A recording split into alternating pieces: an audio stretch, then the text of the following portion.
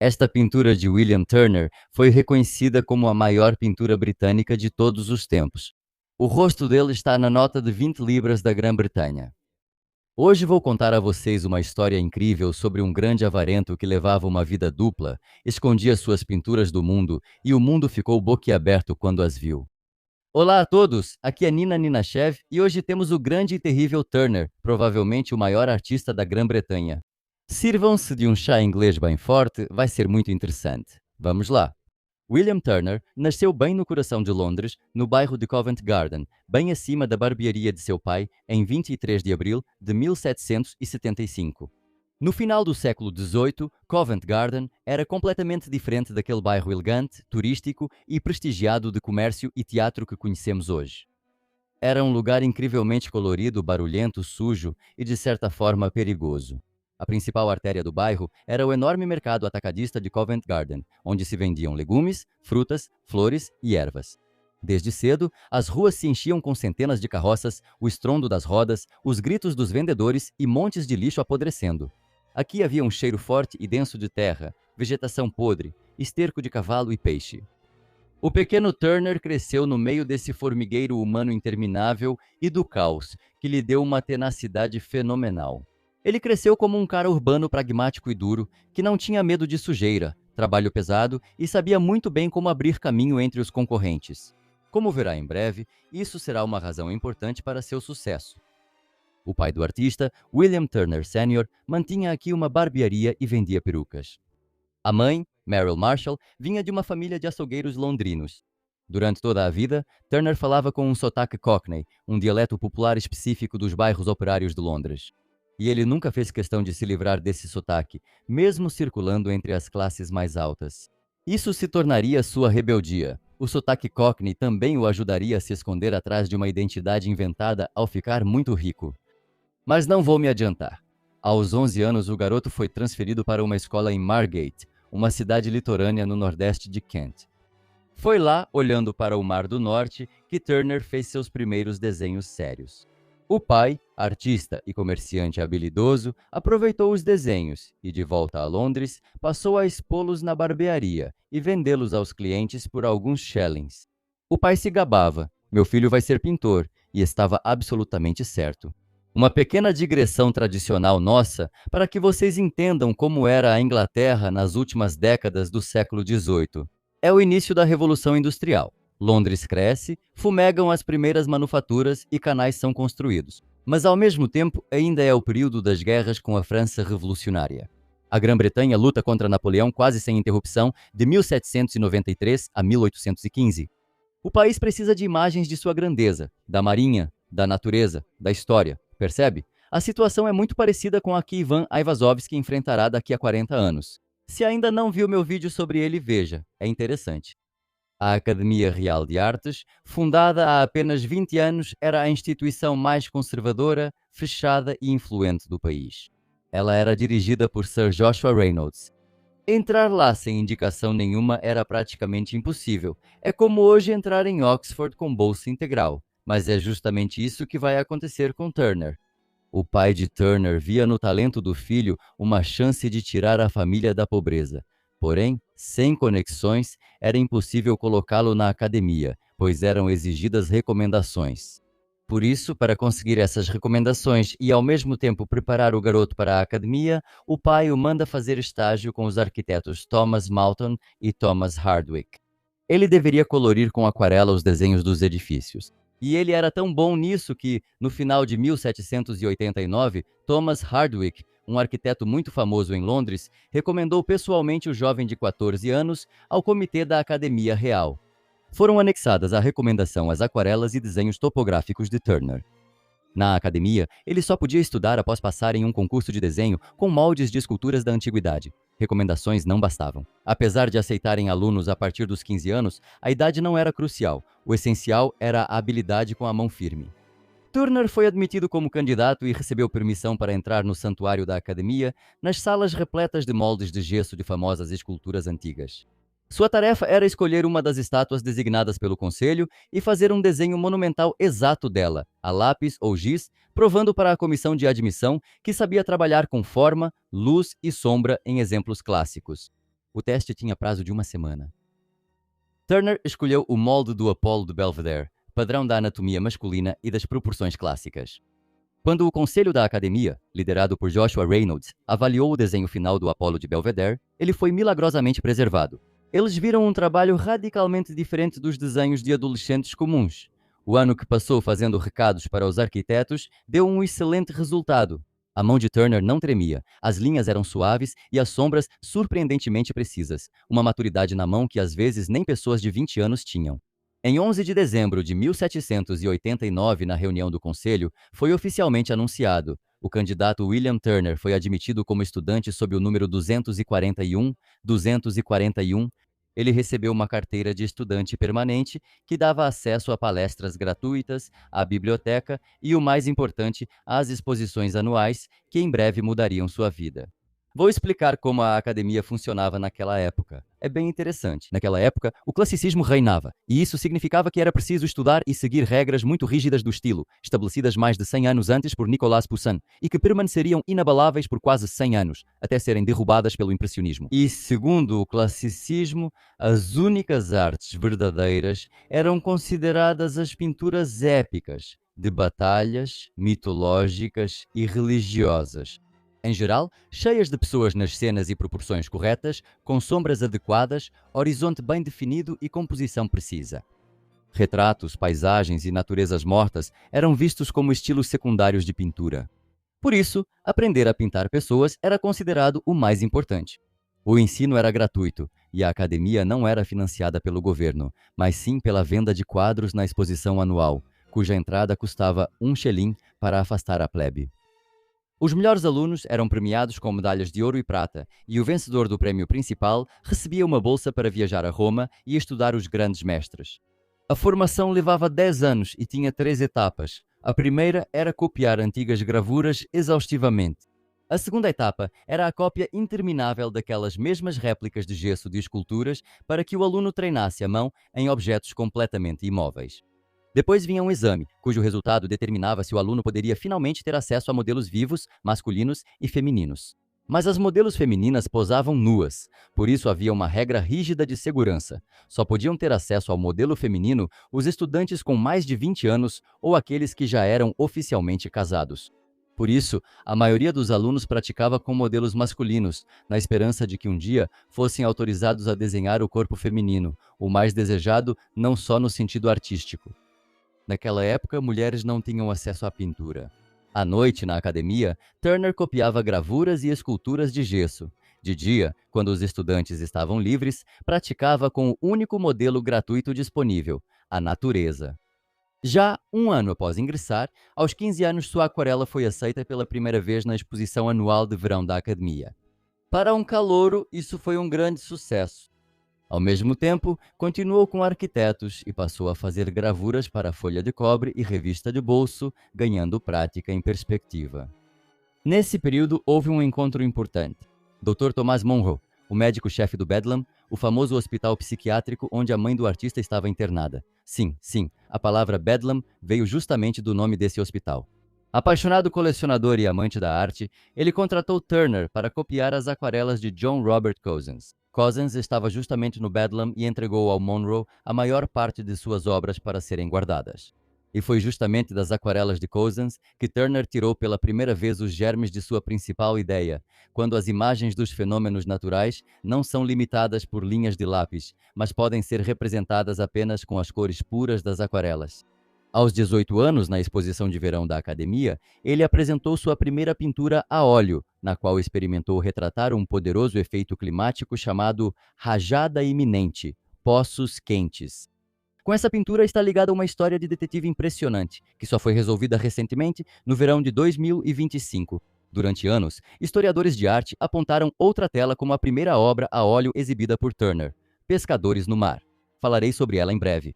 A questão é que Rajada Iminente desapareceu do campo de visão dos pesquisadores depois que, em 1858, um colecionador particular a comprou e levou para a Austrália. Longe da Europa, havia poucos especialistas em arte. O quadro trocava de mãos e, em certo momento, perdeu seus documentos. Nesse período, ela foi coberta por verniz antigo amarelado, poeira e fuligem de lareiras ou velas, ocultando a assinatura de Turner no canto. Algum negociante olhou para ela e decidiu que era de Julius Caesar Ibbetson. Assim, ela ficou pendurada suja, escura e empoeirada nas paredes de várias casas por quase 160 anos. O quadro apareceu em um pequeno leilão provincial na Inglaterra. Por estar suja e ser catalogada como obra de um seguidor desconhecido de Ibbetson, ela foi avaliada em apenas 600 libras, mas nem chegou a esse valor. Um colecionador arriscou e a adquiriu por só 500 libras. Foi ele quem a enviou para a restauração, durante a qual os restauradores descobriram a assinatura oculta de Turner. Especialistas da casa de leilões Sotheby's e os principais estudiosos de arte do mundo confirmaram sua autenticidade, devolvendo à pintura o status de primeira e mais ambiciosa estreia do jovem gênio na pintura a óleo. Com o início das pesquisas de verdade, os lances dispararam na hora. O status de primeira pintura a óleo de Turner, e vocês logo vão descobrir o quanto esse garoto das favelas se tornou grandioso, causou um enorme alvoroço entre os colecionadores. No fim, a pintura foi vendida por quase 2,5 milhões de dólares a um colecionador britânico particular. E essa é mais uma história para a nossa coleção que explica por que a arte hoje em dia custa tão caro. Ninguém notou a pintura por 160 anos, ninguém a considerava uma obra-prima, até que um nome apareceu nela. E imediatamente seu valor aumentou, 4.000 vezes. Hoje em dia, ninguém se importa com a beleza e a habilidade. A maioria dos especialistas em arte simplesmente não consegue nem enxergá-las até que um nome famoso apareça. E é exatamente por isso que quadros como esses valem milhões. Foram assinados por alguém famoso. A beleza, infelizmente, tornou-se secundária, assim como a capacidade de muitos especialistas em arte de compreendê-la. Não deixe de se inscrever no meu canal se quiser realmente entender de arte. Este quadro foi a primeira tentativa de dominar a técnica que se tornaria sua marca registrada. Alguns críticos até reconheceram isso como uma nobre tentativa de tirar a pintura de paisagem da mesmice sem graça e levá-la a algo muito mais relevante. Lembre-se de que as paisagens eram consideradas uma arte secundária, incapaz de provocar emoções tão fortes quanto cenas com pessoas. E vamos observar como Turner vai mudar essa percepção. Tenho certeza de que isso vai mudar para você também. Aos 21 anos, ele exibiu uma pintura a óleo pela primeira vez na exposição da Academia. Aquele quadro, Pescadores no Mar, foi por muito tempo considerado o primeiro. Ela retratava uma noite de luar no Canal da Mancha. Nada de cenas históricas pomposas, nenhuma alegoria, apenas pequenos barcos no mar à noite e a lua rompendo pelas nuvens. E veja, aqui ele, assim como Aiwazowski 40 anos depois, tenta transmitir a transparência das ondas, a luz da lua passando pela água. É uma habilidade extremamente difícil e vemos que ele não consegue fazer isso muito bem.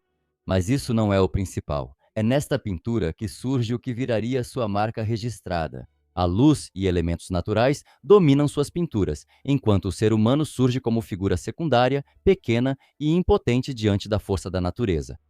A pintura causou furor. O jovem artista, que até então era conhecido apenas por suas aquarelas, de repente revelou um talento brilhante para a pintura a óleo de paisagens.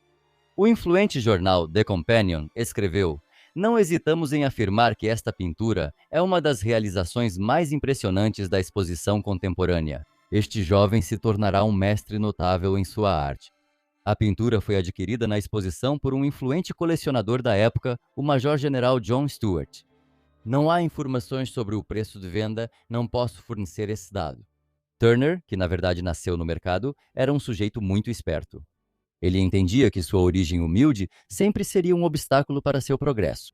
Por isso, ele optou por minimizar os riscos e, no início, pintava apenas grandes telas no estilo dos mestres clássicos, altamente aprovadas pela Academia, para que a Academia reconhecesse sua habilidade e lealdade. Foi uma abordagem sensata e pragmática. Primeiro conquistar um nome e só depois se permitir certas liberdades. As pinturas clássicas e aquarelas de Turner faziam enorme sucesso nas exposições. Ele logo se tornou o estudante que mais vendia, impactando diretamente as finanças da Academia. Lembre-se, eu disse que a Academia ganhava principalmente com as vendas nas exposições? Assim, aos 26 anos, Turner se tornou uma verdadeira mina de ouro para a Academia. Na história da Academia Real de Artes, antes de Turner, simplesmente não havia estudantes que transformassem sua academia tão rapidamente em uma poderosa linha de produção comercial. Aos 26 anos, Turner já não era apenas um jovem bem de vida, mas um homem rico. enquanto outros formandos passavam anos procurando clientes ricos e sobrevivendo com trabalhos ocasionais.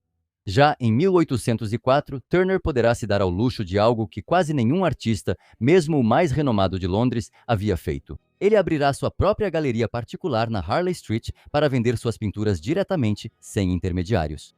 Ela será administrada por seu orgulhoso pai.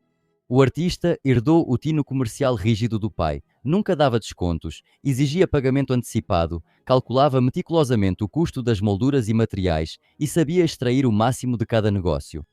Johann Heinrich Füssli comentou sarcasticamente que Turner estava ganhando dinheiro a rodo. Assim, aos 26 anos, Turner provou para a academia que a paisagem, ainda um gênero secundário, podia ser extremamente lucrativa. Ele se tornou o jovem artista mais bem-sucedido comercialmente da história da Grã-Bretanha. Logo, Turner expõe outra pintura importante, barcos holandeses em tempestade, na exposição da Academia Real. E ela foi colocada no melhor lugar, no grande salão, bem no centro, logo em frente à entrada. Essa pintura traz outra história curiosa, espero que ainda não tenha cansado você. Ela foi comprada antes mesmo de ser exposta. O fato é que ela foi encomendada diretamente a Turner por ninguém menos que Francis Egerton, o terceiro duque de Bridgewater. Magnata do carvão e colecionador ávido. Na coleção dele já havia um quadro do famoso marinista holandês do século XVII, Willem van de Velde, o jovem, chamado Navios em Mar Revolto. Os holandeses eram vistos como deuses incomparáveis da paisagem marítima. O duque decidiu fazer um experimento e encomendou ao promissor Turner, de 25 anos, uma pintura impar, chamada de pendant, que deveria ficar pendurada em sua luxuosa mansão bem em frente ao quadro de Van de Velde. Para Turner, isso foi um desafio ousado para provar que sua arte não ficava atrás dos clássicos reconhecidos. Mas pense bem, como seria isso? Aos 25 anos, os mais altos aristocratas do país já o consideravam digno de responder à pintura holandesa. Pelas embarcações holandesas na tempestade, o duque pagou a Turner 250 libras esterlinas. Um médico ou advogado bem-sucedido ganhava essa quantia em um ano. Para o jovem artista, era uma quantia colossal e o maior cachê por uma pintura a óleo que ele havia recebido até aquele momento de sua vida. Quando a pintura ficou pronta, ela foi exibida na academia. Ela causou um verdadeiro furor. Críticos diziam que Turner superou o mestre holandês em seu campo. Eles escreviam que o mar dele era mais feroz, as nuvens mais ameaçadoras e os barcos estavam a um segundo de colidir, criando uma tensão inacreditável. O confronto com os holandeses virou uma ótima jogada de marketing.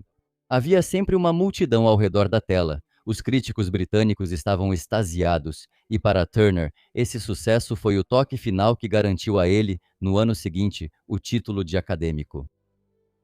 Havia apenas 40 acadêmicos, nem mais nem menos. Era um clube elitista e fechado para a vida toda, no qual só se podia entrar se surgisse uma vaga, e isso só acontecia após a morte de um dos 40. Por causa dessa limitação, havia uma luta feroz nos bastidores dentro da academia. Você podia ser um gênio, suas pinturas podiam ser vendidas por uma fortuna, mas se todas as 40 cadeiras estivessem ocupadas por pessoas vivas, só restava esperar. Quando algum dos 40 acadêmicos morria, o conselho da academia anunciava um concurso para a vaga aberta. Somente os acadêmicos titulares em exercício podiam votar. E você se lembra que Turner era de origem humilde, com modos rudes e fala de plebeu, e alguns membros influentes do conselho eram contra sua candidatura. Há alguns anos, Turner entrou na lista oficial de espera por seus méritos na academia e não pôde deixar de participar do concurso. Assim, aliás, o sucesso oportuno dos navios em mar tempestuoso na exposição e o cachê fabuloso fizeram com que, entre vários candidatos para a vaga recém-aberta, a esmagadora maioria votou em Turner. Aos 27 anos de idade, Turner se tornou o acadêmico mais jovem da história dessa instituição. E em 1802, Turner viajou pela primeira vez ao continente, visitando Paris e a Suíça. Isso só foi possível graças à paz de Amiens, uma breve trégua entre a Grã-Bretanha e a França, que deu aos turistas alguns meses para atravessar o Canal da Mancha. Ele imediatamente correu para o Louvre, onde passou semanas estudando os antigos mestres, Rubens, Tiziano, Poussin, fazendo esboços, comparando e analisando. Mas o que mais o impressionou foram os Alpes. Turner nunca tinha visto montanhas de verdade antes, enormes, erguendo-se imensas sobre a paisagem. Os passos de montanha, geleiras e nuvens abaixo do horizonte inverteram sua noção de escala e lhe deram uma nova perspectiva sobre o poder e a grandeza colossal da natureza. Ele já havia experimentado sua técnica nas aquarelas sem limitar os objetos com linhas nítidas. Restava muito pouco, apenas não ter medo de refletir isso em suas pinturas. O classicismo priorizava o ser humano e o exaltava, enquanto a natureza era apenas um cenário. Enquanto isso, o reconhecimento de Turner crescia. Em 1804, como já mencionei, ele abriu sua própria galeria na casa que alugava na Harley Street. Ele ganhava bem, mas vendia com relutância. Para ele, separar-se das pinturas era quase fisicamente difícil, e é importante citar um detalhe que ilumina toda a vida e ações futuras do artista. Naquela época, ele percebeu seu próprio gênio e, ao observar o destino das coleções de outros gênios, decidiu garantir que suas pinturas não se dispersassem. Naquela época, ele planejou reunir seus principais trabalhos e doá-los à Inglaterra, exigindo que fossem expostos juntos e gratuitamente em um só local. Seus planos só vão se cumprir em parte devido a parentes gananciosos. Falarei disso no final. Mas é importante lembrarmos que Turner não era modesto. Ele entendia claramente que se tornaria um dos artistas mais importantes do Reino Unido e desde muito jovem começou a preparar o terreno para seu legado histórico, reunindo suas obras-primas mais bem-sucedidas, vendendo-as com relutância e, quando ficasse rico, começaria a recomprar suas melhores obras de volta. Em 1807, ele foi nomeado professor de perspectiva na academia, cargo que ocuparia por 20 anos dando aulas de vez em quando, e às vezes cancelando-as, deixando seus colegas perplexos com sua atividade inconsistente. Os alunos reclamavam que sua pronúncia era tão incompreensível que dificultava acompanhar as aulas. Naquela época, artistas que viravam acadêmicos buscavam se adequar ao título, contratando professores de dicção, instrutores de etiqueta, consultores de vestuário e comprando boas casas. Turner, embora não tenha sido o primeiro plebeu a se tornar acadêmico, foi o primeiro a não fazer o menor esforço para mudar a si mesmo para agradar a alta sociedade. Ele tinha tanta confiança em seu talento que sentia um certo prazer em irritar seus colegas mais refinados. Ele sentia um prazer especial em irritar seus colegas mais refinados. A combinação de independência social e financeira criou as condições ideais para que Turner deixasse de fingir ser um seguidor perfeito do classicismo e começasse a experimentar. Ele já é acadêmico, isso é para a vida toda. Ele tem dinheiro de sobra, não importa o que esses snobs do conselho da academia digam. Nós já vimos muitas vezes nas biografias de artistas exatamente esse mecanismo, quando o verdadeiro florescimento do talento do artista só acontece depois que ele conquista a liberdade financeira. Foi assim com Claude Monet, com Paul Cézanne e com Edgar Degas. E em 1812, aos 37 anos de idade, na exposição da Academia, ele apresentou uma pintura que mudou tudo, tanto para ele quanto para a pintura britânica em geral. Aqui também vai ser muito interessante. Tempestade de neve, Aníbal e seu exército atravessando os Alpes.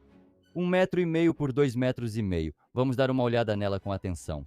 Em vez de uma paisagem clássica e familiar, com estrutura e composição claras, com figuras humanas em primeiro plano, vemos um protagonista completamente diferente, o redemoinho. Um enorme redemoinho oval de nuvens, neve e escuridão ocupa quase toda a tela. Ao fundo, pequenas figuras de soldados comprimidas pelas montanhas. Aníbal está por lá, mas você não verá sua figura heróica em um cavalo empinado. Você mal vai encontrá-lo. A natureza nesta pintura visualmente engole as pessoas, tão pequenas e insignificantes diante de sua fúria. O título da pintura, naquela época, ditava uma mise-en-scène com pessoas e Aníbal em primeiro plano, vencendo a tempestade com esforços sobre-humanos. Aqui, porém, tudo está invertido. Como essa ideia sequer passou pela cabeça dele? Em 1810, ele ficou hospedado em Yorkshire, na propriedade Farney Hall, de seu grande amigo e patrono, Walter Fox. Numa noite, uma forte tempestade de neve se abateu. Enquanto todos se escondiam dentro de casa, Turner correu para fora, fascinado pela dimensão do caos, e começou a fazer esboços do vento e das nuvens diretamente em seu caderno de anotações. Foi uma ótima coincidência. O céu de Yorkshire serviu de base para o céu dos antigos Alpes, que tanto impressionaram Turner na Europa. E ele decidiu combinar esses dois gigantes da natureza, as montanhas e a tempestade de neve, colocando pequenas figuras humanas na pintura apenas para destacar a grandiosidade da força da natureza. Como tiramos fotos de longe para mostrar a altura vertiginosa ou o tamanho gigantesco do prédio atrás de nós. Existe também um contexto político. Literalmente 2 anos antes disso, Jacques-Louis David pintou seu famoso quadro Napoleão na passagem de São Bernardo. Você provavelmente já ouviu muitas vezes. E aqui vemos o classicismo perfeito. A exaltação do homem, seu domínio sobre a natureza, o rosto heróico, o horizonte definido. Como você deve lembrar, Inglaterra e França sempre rivalizaram e viveram em conflito. E o ano de 1812 é o auge do poder de Napoleão, quando ele decide fazer sua fatídica campanha contra a Rússia. E a pintura de Turner virava tudo de cabeça para baixo, mostrando a insignificância, praticamente humilhando o ser humano diante da natureza. O redemoinho é retratado de forma tão impressionante que parece um furacão real. Sentimos o movimento da luz e a dinâmica das correntes de vento feroz. Antes dele, ninguém pintava assim, e foi arriscado colocar um fenômeno natural como foco da narrativa. O quadro causou o efeito de uma bomba explodindo. Os espectadores na academia ficavam paralisados diante dele, em choque. Nunca antes o mar ou o céu pareceram tão agressivos e tridimensionais. Para intensificar a impressão, Turner insistiu que, no catálogo da exposição, ao lado do nome da pintura, fosse impresso um poema de seu próprio poema, A Ilusão da Esperança, na qual se contava como, após o triunfo passageiro de um comandante, sempre vem o final inevitável imposto pelos elementos e pelo tempo. E isso acrescentava ainda mais dramaticidade. Eu disse, ele era um ótimo homem de negócios. A técnica dele mudou radicalmente. Turner aqui acaba abandonando as linhas nítidas. Ele aplicava a tinta com espátula, espalhava com os dedos e panos, em movimentos circulares, criando a sensação de neve molhada, tangível, voando direto no rosto do espectador. A partir desse momento, surge aquele Turner cujos quadros vi pela primeira vez no Museu Tate, em Londres, e mal podia esperar para contar para vocês sobre eles. A guerra com Napoleão terminou em 1815. A Europa se abriu e em 1819, já com 44 anos, Turner foi pela primeira vez à Itália. Essa viagem definiu de vez o estilo maduro de Turner. Não porque ele de repente descobriu algo fundamentalmente novo na técnica, já que sua maestria já era excepcional, mas porque a luz e as cores italianas fizeram com ele o que a névoa do norte não pôde fazer. Elas o convenceram de vez de que o principal tema da pintura não é o objeto em si, mas sim como a luz o representa. Antes disso, ele já tinha estado na França e na Suíça, mas nunca tinha visitado os países do sul com seu colorido, mar e sol. Imagine o impacto que a Itália causou nele. Turner viajou por Turim, Milão, Como, Veneza, Florença, Roma e Nápoles. Em poucos meses, fez mais de 1.500 esboços. Veneza o impressionou. A lagoa, o reflexo dos palácios na água, a luz difusa sobre o mar e praias cortadas por canais. Ele voltará lá mais 2 vezes e pintará dezenas de quadros venezianos. Eles se tornarão algumas das obras mais queridas do público. O que exatamente mudou na sua pintura depois da Itália? Olhe para as primeiras obras de Turner, por exemplo, Pescadores no Mar. Tudo é legível. Aqui estão os barcos, aqui está o mar, aqui está o céu, aqui está o disco lunar. Cada objeto tem limites claros e seu próprio lugar na composição. E agora olhe para as obras italianas da década de 1820. Pôr do sol sobre o mar ou Veneza com a ponte della Paglia. Os objetos começam a se dissolver, seus contornos ficam borrados. A cor e a direção das pinceladas ganham importância crescente na definição dos limites dos objetos. O céu e a água deixam de ser apenas o fundo e passam a ser os protagonistas. Tecnicamente, isso se manifestou em algumas coisas. Turner começou a usar telas preparadas com fundo branco. Diferente das telas escuras, isso trazia um brilho interno, impossível de obter com base marrom. Além disso, ele começou a usar novos pigmentos, amarelo cromo, laranja cromo e azul cobalto. Tintas que só apareceram no início do século XIX, graças ao desenvolvimento da indústria química como resultado daquela mesma revolução industrial. Elas eram mais brilhantes e intensas do que tudo o que estava disponível antes e, além disso, muito mais baratas, o que, como você pode imaginar, era muito importante para o prático Turner. E Turner, diferente de muitos colegas que achavam as novas cores falsas e chamativas, não temeu usá-las de modo incomum, destacando-se logo entre eles. Mas ao mesmo tempo suas pinturas ficaram menos naturais. Ele deixou de pintar diretamente da natureza, passando a recriar paisagens de memória, adquirindo prática e inventando redemoinhos malucos. Suas pinturas se tornaram, em certo sentido, uma projeção de suas fantasias e de sua visão das forças da natureza e, por isso, figuram entre os primeiros prenúncios do expressionismo que Van Gogh retomaria 50 anos depois. Um estilo em que as emoções e fantasias do artista são o tema principal de suas obras. Alguns acadêmicos começaram a chamar ele e seus seguidores de pintores brancos, zombando dos tons claros demais, brilhantes demais e pouco naturais. Sir George Beaumont, influente patrono das artes e também pintor, dizia em voz alta que as pinturas de Turner eram borrões. Os jornais escreviam que Turner espalhava espuma de sabão e gema de ovo nas telas, e que ele tinha perdido o juízo, e logo os parentes gananciosos de Turner usariam essas palavras contra ele. Mas Turner já ganhava o suficiente e tinha tanta autoridade que, no geral, não se importava com isso. Apesar de todas essas críticas, na década de 1830, Turner era rico e famoso. Ele era um sujeito extremamente empreendedor e entendia que sua nova arte experimental não seria comprada naquele momento. E para seus clientes ricos, ele pintava quadros bastante clássicos, paisagens, vistas de ruínas italianas, castelos ingleses e paisagens marítimas clássicas. O que mais lhe rendia dinheiro eram as gravuras. Elas custavam pouco, mas eram vendidas em toda a Europa em grandes tiragens, garantindo a ele uma renda passiva considerável, permitindo que não se preocupasse tanto com críticas negativas. Ele tinha certeza de que era justamente a nova técnica, essas semi-abstrações desfocadas, que formariam seu legado para a eternidade. Por isso, ele reagia aos ataques e críticas com indiferença superior. Além disso, na Inglaterra estava começando a se formar uma classe de industriais super ricos que adoravam Turner justamente por seu radicalismo e ousadia. Compravam suas pinturas direto nos leilões. Naquela época, suas pinturas eram vendidas por 1.000 a 1.500 libras, o que hoje equivale a cerca de 1 milhão de libras. E se havia o risco de que a pintura fosse vendida por um preço muito baixo, Turner a comprava ele mesmo para manter sua reputação e o valor alto. Muitas das pinturas mais radicais, quase abstratas, que hoje nos encantam nos museus modernos, Turner nunca chegou a expor em vida e nem tentou vendê-las. Em seu ateliê secreto, ele pintava pura luz, ar e cor, algo que a Inglaterra vitoriana não conseguiria suportar fisicamente. Ele escondia essas telas dos olhos alheios, reunindo-as para sua coleção mais importante, a póstuma. No geral, Turner estava longe de ser um artista faminto e incompreendido. Ele era um negociante londrino muito duro, mão de vaca e calculista.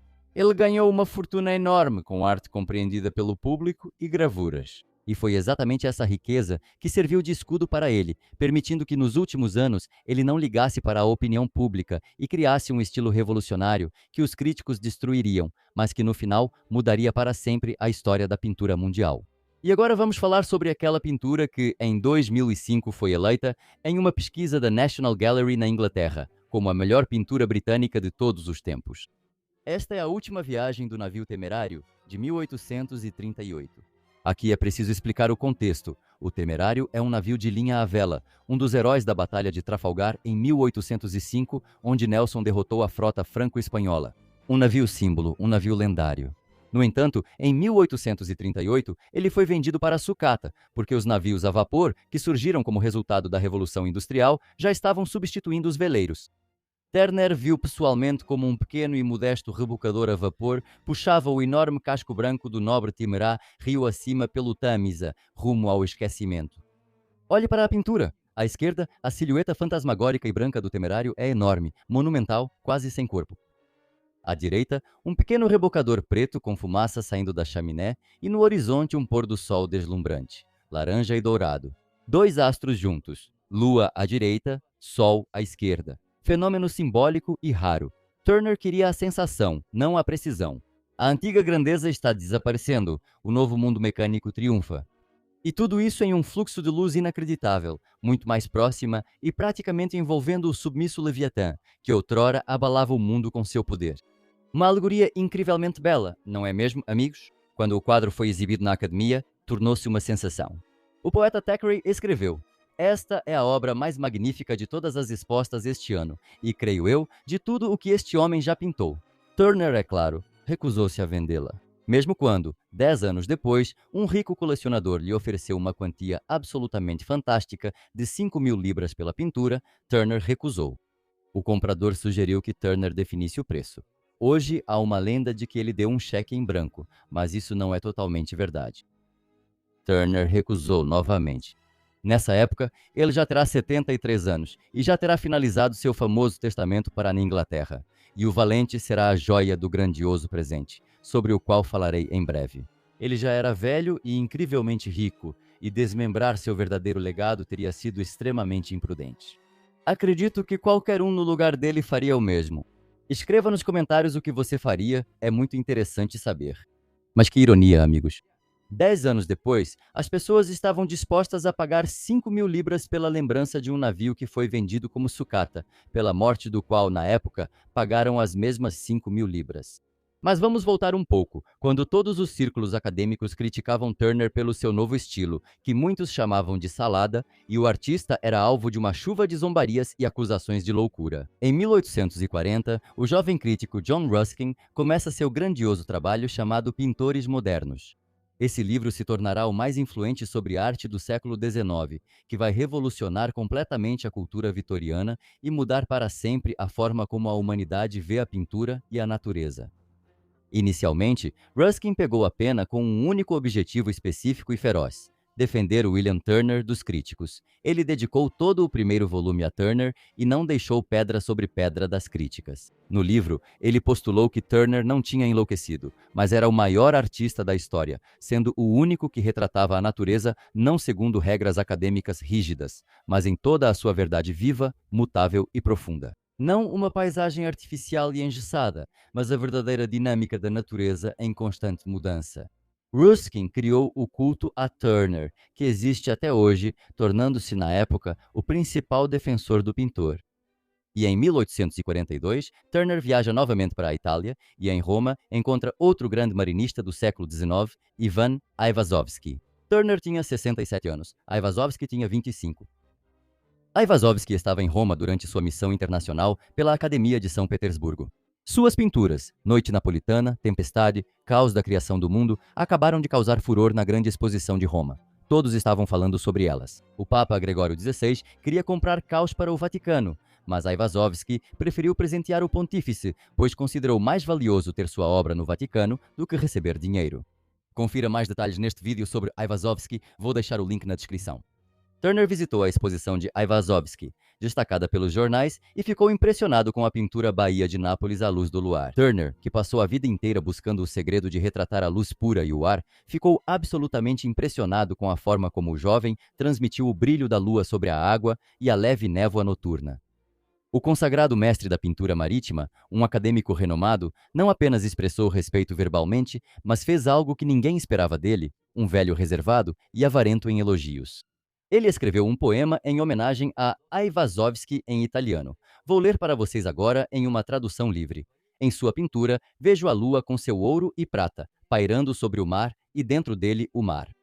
Perdoe-me, grande artista, se eu errei ao tomar sua pintura pela realidade. Mas sua obra me encantou, e o deslumbramento tomou conta de mim.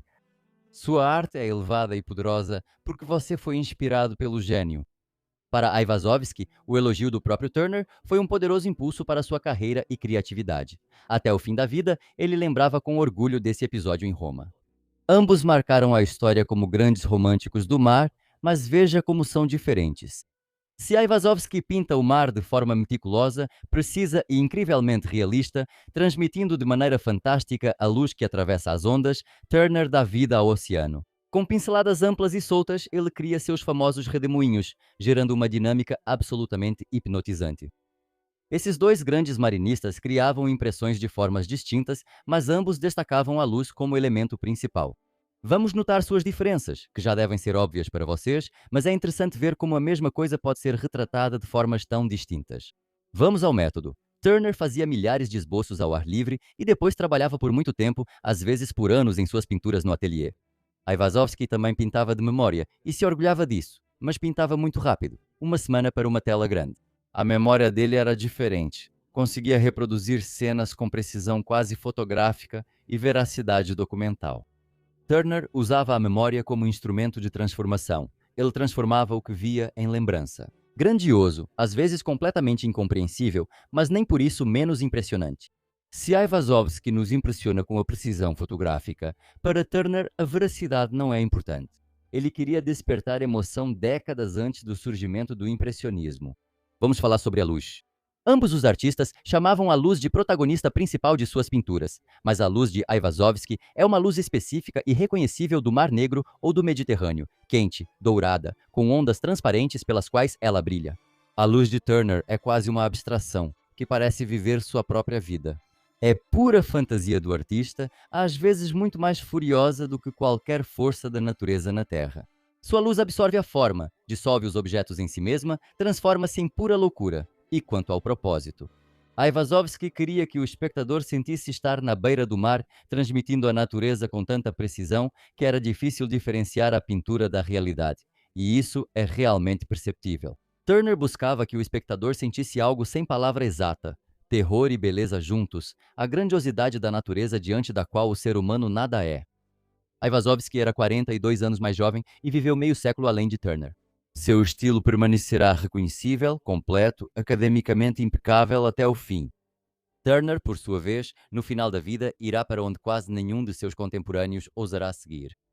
Escreva nos comentários de quem você gosta mais. Vamos discutir. As pinturas de Turner são tão fascinantes que acabaram rodeadas de lendas. O mito mais conhecido sobre Turner conta que ele ordenou aos marinheiros para amarrá-lo ao mastro durante uma tempestade real, a fim de pintar Tempestade de Neve, um navio a vapor na entrada do porto. Acho que ela se tornou tão famosa justamente por causa dessa história. A lenda diz que Turner ficou amarrado ao mastro por 4 horas e quase morreu. Olhem para essa pintura, ela já é quase uma abstração pura, mas concordem, ela provoca muito mais emoções do que qualquer obra moderna. Sabe, amigos, às vezes eu me pergunto, o que teria acontecido se a arte tivesse seguido o caminho de Turner e Kandinsky, sem cair na completa ausência de objetos e abstração, mantendo nas telas contornos e formas reconhecíveis? Então me parece que a arte seria muito mais próxima, compreensível e emocional, e é exatamente assim que a verdadeira arte deve ser. Mesmo que estejam em posições harmoniosas, círculos e quadrados não despertam no espectador mais do que curiosidade. E olhe para as primeiras abstrações já feitas no mundo por Turner. Você quer se perder nelas, embora a diferença entre isto e aquilo esteja apenas na presença de uma história contada pelo artista ou inventada pelo espectador. Mas eu me distraí, desculpe. Vamos à nossa lenda. O próprio Turner contava essa história assim. Pedi aos marinheiros que me amarrassem ao mastro para que eu pudesse observar o que estava acontecendo. Eu não esperava sobreviver, mas senti que deveria registrar isso caso eu sobrevivesse. Convenhamos, sou extremamente emocional, mas pouco convincente. Morrer para nunca pintar o quadro? Vamos analisar isso. Em primeiro lugar, Turner, em 1842, já tinha 67 anos e sua saúde estava longe de ser das melhores. Amarrar um velho de quase 70 anos ao mastro é um tipo de sadismo gritante. Além disso, nenhuma fonte documentada, como o diário de bordo ou testemunhas oculares, confirma essa história, exceto o próprio artista. Em terceiro lugar, o quadro foi pintado de memória e com tanta expressividade que não parece ter sido feito por observação direta. Provavelmente Turner esteve em um navio durante uma tempestade, o que combina com seu caráter, mas estar amarrado ao mastro é outra história. Provavelmente é uma hipérbole artística para criar uma sensação de veracidade, como se o artista tivesse presenciado aquilo, encarando a morte de frente. Quando a Tempestade de Neve foi exibida, um crítico de jornal escreveu que aquilo era espuma de sabão e cal. Sugerindo justamente a artificialidade da pintura, Turner ficou furioso, pois considerava essa obra uma das mais sinceras que já fez.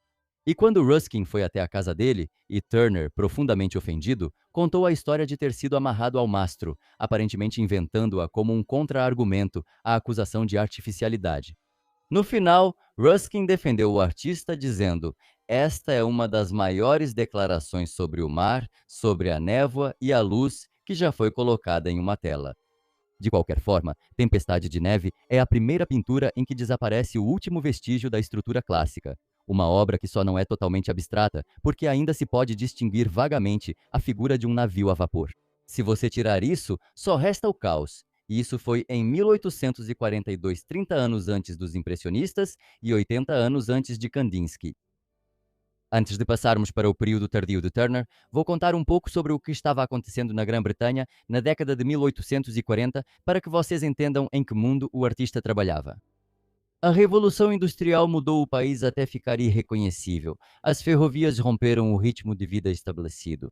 O trem de Londres para Birmingham, 200 km agora, faz o percurso em 2 horas, antes levava 2 dias. Navios a vapor substituíam veleiros e o trabalho manual era trocado por máquinas a vapor. Tudo mudava rapidamente. Turner já não era jovem e, claro, todo esse progresso galopante não lhe agradava. Como já vimos pela pintura O Temerário, mesmo nesse caos estranho para ele, Turner ainda tentava buscar inspiração. E em 1844 ele pinta Chuva, Vapor e Velocidade, a grande ferrovia do Oeste. Olhe para essa pintura, ela parece ainda mais ousada do que a tempestade de neve. A locomotiva passa pelo viaduto sobre o rio, mas onde estão viaduto, rio e céu? Tudo mal se distingue. No turbilhão de tintas sobrepostas, tudo se desfaz em névoa dourada e cinza, de onde surge a silhueta escura da locomotiva e nada mais. Críticos novamente se dividiram. Uns viam caos, outros revolução. Hoje sabemos que ambos os lados estavam certos. Foi uma revolução que para os contemporâneos parecia um caos. Para Turner, isso não importava. Ele envelhecia e ficava mais fechado e excêntrico. Ele passou a se esconder das pessoas e admiradores, ciente do pouco tempo que restava, dedicando-se totalmente à missão sagrada de seu legado. O pai, que o ajudava na galeria, morreu há muito tempo e o local entrou em decadência. E ele nunca foi casado. Suas 2 filhas, Evelina e Georgiana, nasceram de Sarah Denby, viúva de um compositor londrino. Ele as reconhecia e sustentava, mas nunca se declarou pai oficialmente. Aproximadamente desde 1827 surgiu na vida dele Sophia Booth, uma viúva de Margate, com quem ele viveu secretamente em uma casa altamente discreta em Chelsea. Como em suas pinturas, Turner também levava uma vida dupla. Para clientes e acadêmicos, ele tinha uma casa oficial e pomposa, e para a vida pessoal, uma secreta, cuja existência ninguém conhecia. Ele tinha um medo terrível de que as pessoas descobrissem o quanto ele era realmente rico e começassem a extorquir dinheiro dele ou a roubá-lo. Escondendo seus endereços, o velho avarento dificultava a vida das autoridades fiscais e dos pedintes, ocultando sua renda. Ele levou tanto a sério esse segredo que até mesmo sua governanta, Hannah Denby, que administrava sua casa oficial em Londres, durante anos não sabia para onde exatamente ele ia. Seu patrão, por semanas e até meses, apresentava-se aos vizinhos de sua casa secreta em Sterney como o Sr. Budd, escondendo sua verdadeira identidade, e ninguém sequer suspeitava que estavam diante do maior pintor da Inglaterra. O sotaque de plebeu que ele manteve foi útil, pois permitia que se misturasse aos trabalhadores comuns. Vou contar um episódio que destaca muito bem o caráter de Turner. A Inglaterra, em 1841, realizou o primeiro censo populacional moderno e muito detalhado de sua história. Os donos precisavam registrar os nomes de todos que dormiram em sua casa na noite de 6 para 7 de junho. Turner, que vivia secretamente em 2 casas, usava pseudônimos e escondia sua renda, ficou horrorizado com a chance de funcionários registrarem seu endereço e revelarem seus segredos. Segundo a lenda, que na verdade era contada pelo próprio Turner, como você já deve ter percebido, ele gostava de criar mistério. Naquela noite fatídica, quando o governo decidiu invadir seus dados pessoais, Turner entrou em um barco e passou a noite no meio do Tâmisa com faróis, enganando assim os funcionários meticulosos. Mas, na verdade, de acordo com os documentos oficiais do censo, ficou ainda pior, porque sua governanta, na casa oficial dele, honestamente registrou o artista no censo. E depois, Savea Butt, com quem ele morava em seu esconderijo secreto em Chelsea, também o registrou nos papéis. Assim, havia 2 William Turner em Londres naquele período. Isso destaca bem a personalidade dele. Um homem que administrava enormes fortunas, convivia com lordes e criava obras-primas para a eternidade, tinha mais medo do que tudo que algum escriturário londrino assinalasse seu verdadeiro sobrenome. Nas últimas décadas de sua vida, Turner se isolava cada vez mais. Sua saúde piorava rapidamente e seu temperamento ficava sombrio e pessimista. Desde 1846, Turner praticamente não saía de seu refúgio secreto em Chelsea. No final da década de 1840, Turner estava quase cego, sofria de depressão e exaustão física, mas mesmo quando já não conseguia mais pintar a óleo, continuava fazendo esboços. Nos últimos dias de vida, Sophia Booth cuidou dele, literalmente alimentando-o com leite misturado com conhaque na colher. William Turner faleceu em 19 de dezembro de 1851 em Chelsea, aos 76 anos de idade. O esconderijo foi revelado e divulgado pelos advogados um dia antes da morte do artista. Literalmente, um dia antes da morte, seu advogado oficial finalmente conseguiu descobrir esse endereço por meio de uma carta antiga encontrada por acaso no bolso e foi até Chelsea, encontrando o artista já em seu leito de morte. Turner foi sepultado com as mais altas honras na Catedral de São Paulo, em Londres, ao lado de Sir Joshua Reynolds, como ele havia desejado em testamento e que o havia aceitado na Academia quase 60 anos atrás. Agora vamos ao próximo ponto e à história do testamento que prometi contar. Durante 20 anos, Turner reescreveu seu testamento várias vezes, tentando proteger suas pinturas de serem vendidas para coleções particulares e de serem divididas entre os herdeiros. Ele deixou uma fortuna de 150 mil libras esterlinas, cerca de 200 milhões de dólares hoje, e todo o seu trabalho artístico para a nação britânica. Mas o que aconteceu após sua morte se tornou um dos processos judiciais mais notórios da Inglaterra vitoriana. Após a morte de Turner, seus primos distantes e parentes, excluídos do testamento, moveram uma ação judicial. O coordenador do processo foi o filho de um de seus primos, Jabez Tepper. Os parentes disseram que Turner não estava são ao fazer o testamento. Como provas, foram citados seu estilo de vida excêntrico sob um nome falso, as críticas de jornais que o acusavam de loucura, suas obras tardias, quase abstratas, que as pessoas comuns e, obviamente, os parentes pouco inteligentes consideravam coisa de um louco. Eles também afirmaram que seus nobres planos, Turner deixou uma grande quantia para a criação de um asilo para artistas homens pobres e empobrecidos, violavam as leis britânicas sobre doações perpétuas de terras. Após 5 anos de difíceis disputas jurídicas, em março de 1856, o Tribunal da Chancelaria tomou uma decisão de compromisso. Os parentes receberam todo o dinheiro em espécie, os imóveis e o patrimônio material do artista. Por causa disso, a bela ideia de Turner de criar um fundo de caridade para artistas necessitados, infelizmente, foi enterrada para sempre. O tribunal decidiu, no entanto, que todas as obras de arte de Turner que estavam em seu ateliê no momento de sua morte passariam incondicionalmente para a posse do povo britânico. Os parentes não ficaram com elas. Quando especialistas entraram na casa abandonada de Turner, ficaram chocados. As pinturas estavam em péssimas condições, telas rachadas pela umidade, sujas e com fezes de pássaros. O próprio John Ruskin, principal defensor de Turner em vida, voluntariamente assumiu a tarefa titânica de organizar esse caos. Durante anos, ele catalogou e salvou os desenhos do mestre. O presente à nação, agora conhecido como Legado Turner, tornou-se o maior da história do Reino Unido. Cerca de 300 pinturas a óleo, incluindo 100 obras-primas finalizadas e até 200 inacabadas. Mais de 30 mil desenhos, aquarelas e esboços, incluindo 300 cadernos de viagem. Turner pediu em testamento um prédio exclusivo para suas obras, mas o governo não quis gastar e seu legado ficou dividido em 3 partes. A Galeria Tate Britain em Londres, a Galeria Nacional em Londres e mais uma parte, a única que é mantida do jeito que o próprio artista queria. No seu primeiro testamento, Turner impôs uma condição rígida. 2 de seus quadros, Dido, a fundadora de Cartago, e Aurora Lenta, deveriam sempre estar expostos na Galeria Nacional, diretamente ao lado das obras do mestre francês do século XVII, Claude Lorrain. Turner queria provar às futuras gerações que a escola britânica de pintura não ficava atrás dos antigos mestres europeus. Essa condição é rigorosamente cumprida pelo museu até hoje. As obras tardias e ocultas de Turner, que ele não mostrava ao público e que só foram reveladas à nação após um julgamento, estavam meio século à frente de seu tempo. Quando finalmente foram retiradas dos depósitos e exibidas publicamente, o mundo ficou maravilhado. Turner é oficialmente reconhecido como precursor do modernismo. A dissolução da forma em pura luz e cor por Turner inspirou os impressionistas franceses Claude Monet e Camille Pissarro, que estudaram suas obras especialmente em Londres, e depois também os abstracionistas do século XX. Hoje, seu nome é dado ao prêmio mais prestigiado e debatido da arte contemporânea britânica, o Prêmio Turner, criado em 1984. Astuto, reservado e excêntrico, o londrino Turner alcançou totalmente seu objetivo. Ele garantiu para si uma imortalidade absoluta e indiscutível. Amigos, eu criei este canal para contar para vocês sobre arte de forma simples e envolvente. Eu adoro fazer isso. E cada novo vídeo é o meu pequeno projeto, para o qual preciso construir uma narrativa interessante, selecionar às vezes até 500 fotos, organizá-las corretamente e legendá-las. É um grande trabalho, mas priorizo qualidade à quantidade. Eu vou continuar fazendo isso, mas o seu apoio seria muito útil para mim. Por favor, torne-se um patrocinador do canal aqui no YouTube ou faça até mesmo a menor assinatura no Boost ou Patreon. Os links estarão na descrição. Vamos criar a comunidade de arte mais bem informada do mundo.